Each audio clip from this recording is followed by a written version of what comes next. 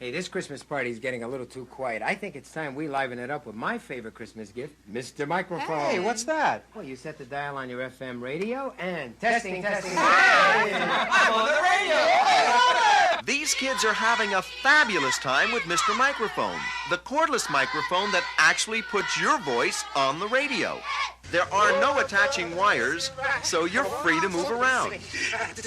Broadcast over any FM car radio. Hey, good looking. We'll be back to pick you up later. I got one. I got one. I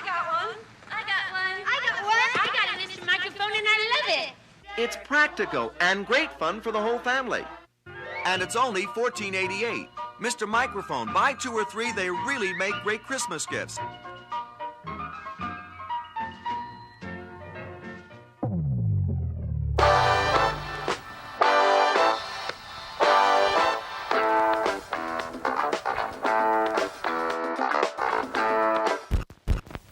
Rated X.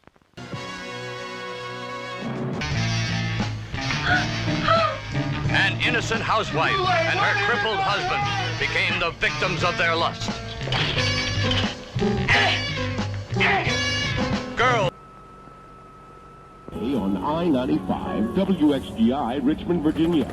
Broadcasting at 701 German School Road in Richmond.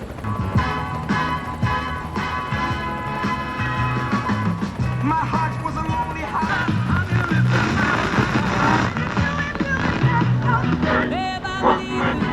This is the Charlie Pickard Show from Mighty 98.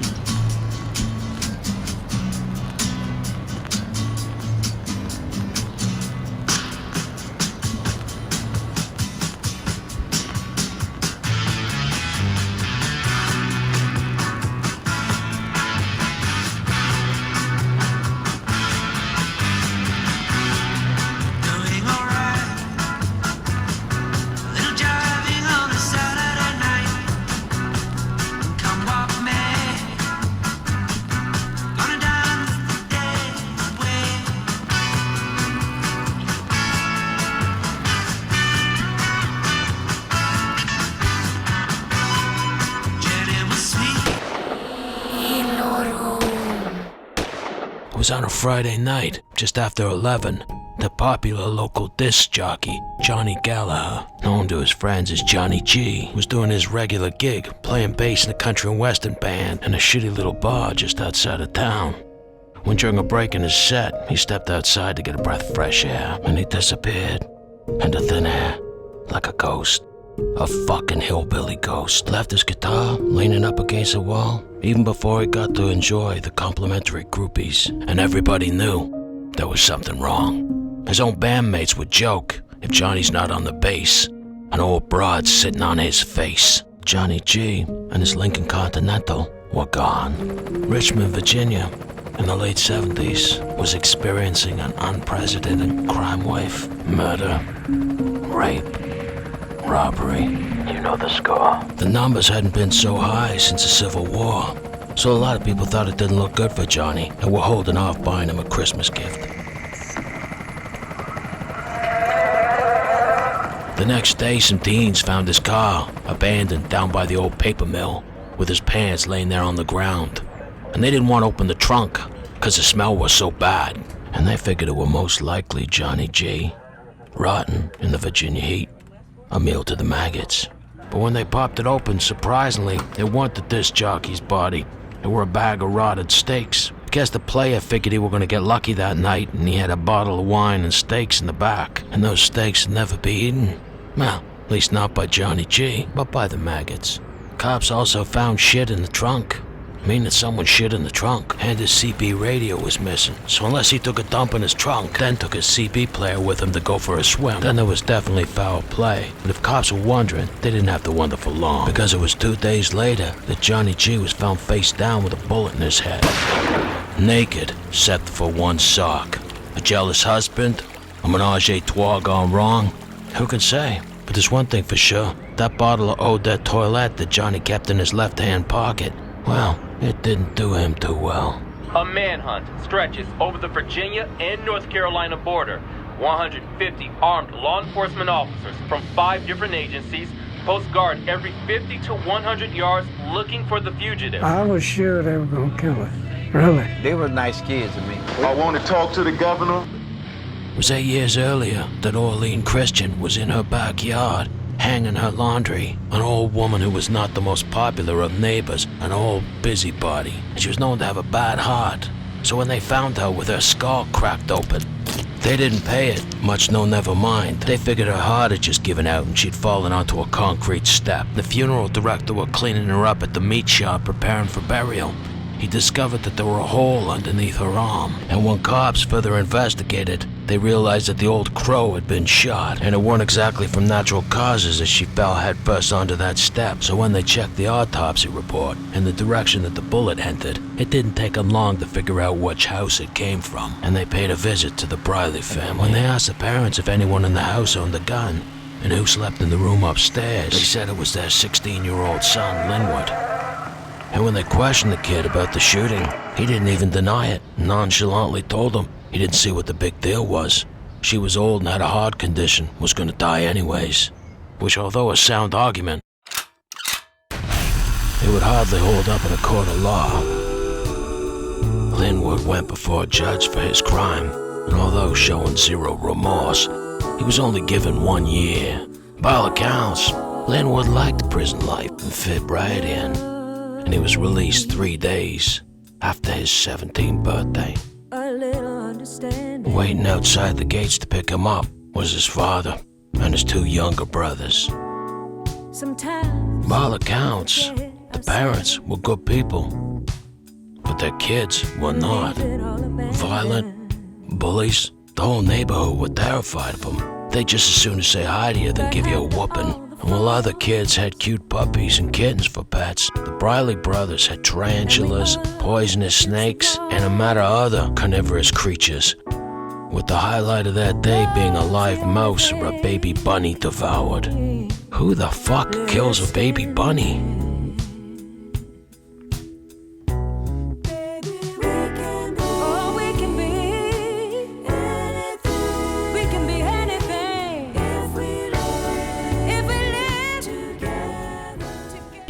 Linwood Briley sees and quickly assaults Gallagher and throws him into the trunk of his own Lincoln Continental. The brothers drive Gallagher out to the James River, take him out of the trunk, and shoots him at point-blank range. It takes police 2 days to find Gallagher's body in the river. You're gonna get on your knees and you're gonna suck us off all one at a time, and you're not gonna quit until you swallow every drop.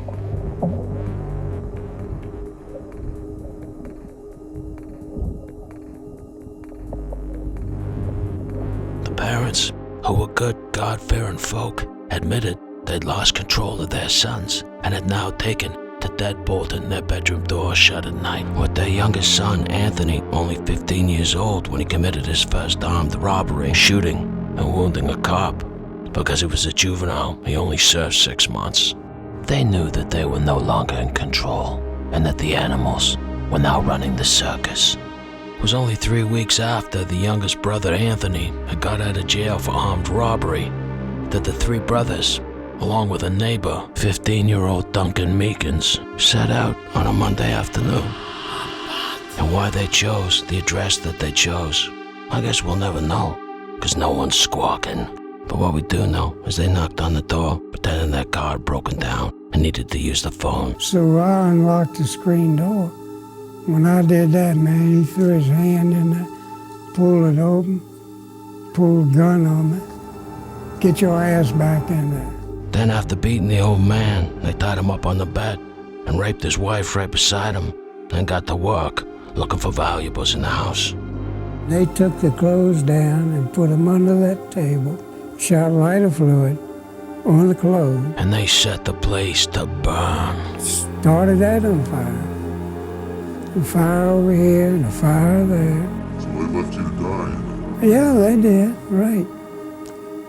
But when she said they're gone, I started wiggling my hand. It was later discovered that although ordered by Linwood, 15-year-old Duncan Meekins didn't have the stomach to barbecue 2 old people alive, and he left the ropes loose, and the couple were able to get free and leave the house before it burnt down. But Linwood would make sure that was the last time they left survivors. It was 2 weeks later that the brothers entered the home of TV repairman Michael McDuffie, and he was beaten, robbed, and shot, and they left a broomstick hanging out of his fat ass. Cops said it was one of the most brutal crimes they'd ever seen. They bashed his head till it was nothing but pulp, but they were just getting started, because it was 10 days later. The brothers, feeling they'd been ripped off and shortchanged on a drug deal, walked up on a busy street and shot Elric Clark twice, point blank in the face, and walked away like they'd just bought themselves an ice cream cone. The Briley brothers were a nightmare. Rape, molestation, arson, robbery, murder by baseball bat, gun, knife, fork, and cinder block. On April 9th, the brothers spotted 76-year-old Mary Gowan coming home from a babysitting job. They followed her to her house, where Linwood and James raped and beat her. Then with a baseball bat, Linwood smashed her head into what police described as looking like guacamole. 3 months later, while out on a drug deal, they saw a teenager hanging around their car, figuring that he might scratch up their paint job. So they pulled him into a backyard, administered a beating, and while the young kid begged for his life, Linwood dropped a cinder block on his face, killing him instantly. Various police and prison psychiatry reports have concluded that Linwood Briley had a medium to low IQ, but certainly made up for it with street smarts and bravado. The undisputed leader of the gang had sociopathic tendencies, whose orders were followed more out of fear than respect. The middle brother, James, was much like his older brother, but slightly more intelligent, but with the same tendencies towards violence. And although it's hard to say whether he was just emulating his brother or it was in his genetics, he clearly lacked any empathy or remorse and enjoyed equally torturing animals and humans. But it was Anthony, the youngest of the brothers, who was the wild card, involved in crime early in his life, including an armed robbery when he was 15. He took after his mother. He was quiet, sensitive, and hesitant unless forced to commit the acts of savagery that came so easily to his older brothers. And by all accounts, he killed nobody during the gang's spree.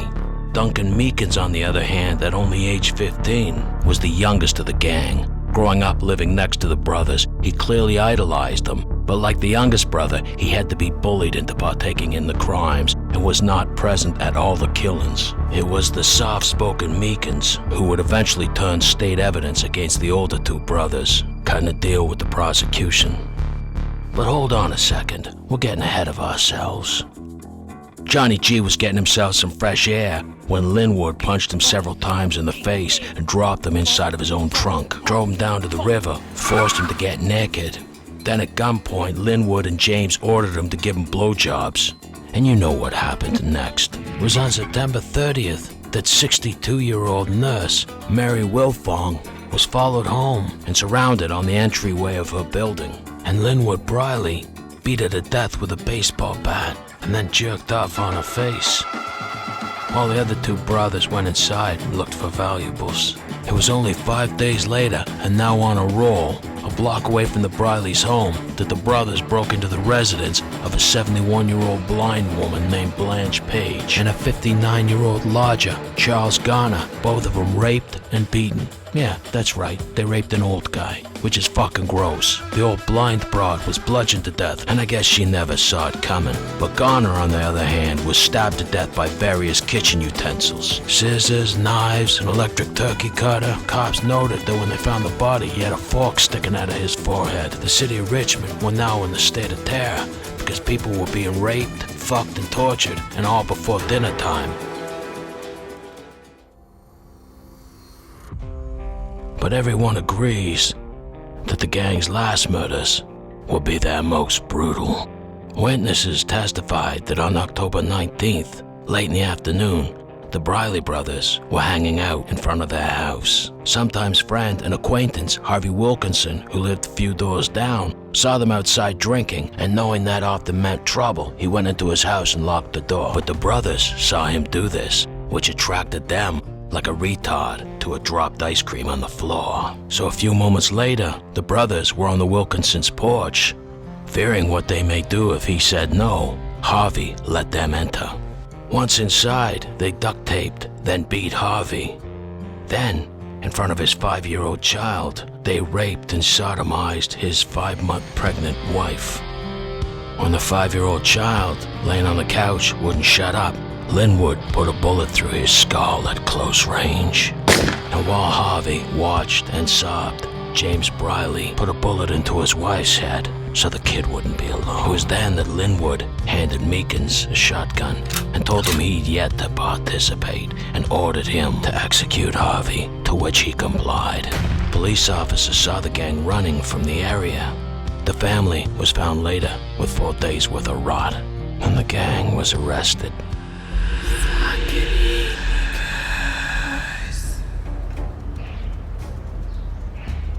Once in police custody, the brothers were as arrogant as ever, telling the pigs that they had nothing on them. And maybe they were right. But it was when they were interrogating Linwood, one of the officers, who had been a friend of Johnny G's, noticed that Linwood was wearing Johnny G's ring. The one that Johnny used to call his clitoris ring, because he'd rub it on the ladies and make them squeal. Realizing early that the weakest link in the gang was 15-year-old Meekins, detectives started pushing. And when they pushed him, he started singing like a retard with a Mr. Microphone on Christmas morning. And he told cops the whole goddamn thing, even how they got Johnny G to suck him off. And stuff that the cops didn't release to the public, like how Johnny was so scared in the trunk that he shit himself and got shit on his steaks. It was then that the cops came down hard and charged the gang for murder. I was not this animal that the press had made me out to be. But whatever way they felt that the press had misrepresented their heinous crimes, the jury weren't buying it, and they gave Linwood and his brother James the death penalty. Meekins made a deal and was given a life sentence, but spared the death penalty.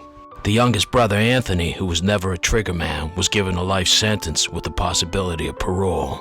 But it was Meekins' testimony, and including the fact that they had some of Johnny G's possessions, including his pussy-satisfying ring, that brought the gang down. So in the end, it seems that although Johnny G had to swallow the brothers' loads, it was him who fucked them in the end.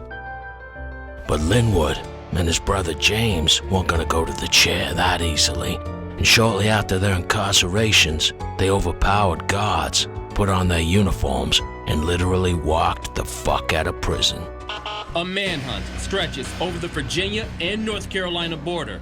150 armed law enforcement officers from 5 different agencies. The brothers overpowered some guards, took their uniforms, then announced that they'd found a bomb in the prison and they needed to remove it. So they literally walked out. I asked them to describe the individual that they saw. They described him, and when I showed them the picture, they immediately went blam right to James Briley. Prison guards said while locked up, the brothers literally ran the prison the same way they ran the streets, and everybody were terrified of them, including the warden. But with the whole country now looking for their black asses, their freedom wouldn't last long, and they were brought down after only 3 weeks. A group of heavily armed FBI agents and police finally captured the 2 Briley brothers on June 19th while hiding out in this garage in Philadelphia. Authorities also arrest the brothers' uncle for helping them. These are the comments of Linwood and James Briley during their extradition back to Richmond, Virginia. Brother says you're innocent, are you? We are innocent. We haven't committed no crimes. We never have committed none. I'm innocent of everything that was done in Virginia. Excuse me. Why do you have your face covered? Because I don't want to see. But eventually the brothers' appeals ran out, because the state couldn't wait to get them to the chair. Inmate is white, sit in, buckle in, secure in the chair. First thing to be connected and put on will be the leg piece. The leg piece has spring action, is fitted firmly into the inmate's leg. The cable is inserted and tightened with the wing nut, finger tight. Second step, the mask is inserted over the inmate's face, which covers his forehead, nose, and lips. Only thing exposed is his chin and lower half of his neck. Backrest has been adjusted so that you have a firm seat in the chair. Third step, the helmet is inserted on the inmate's head, also has spring action.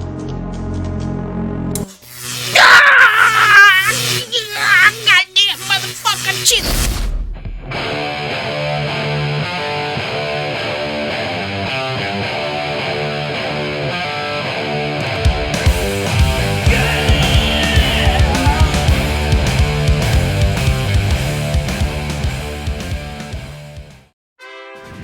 Legion forever!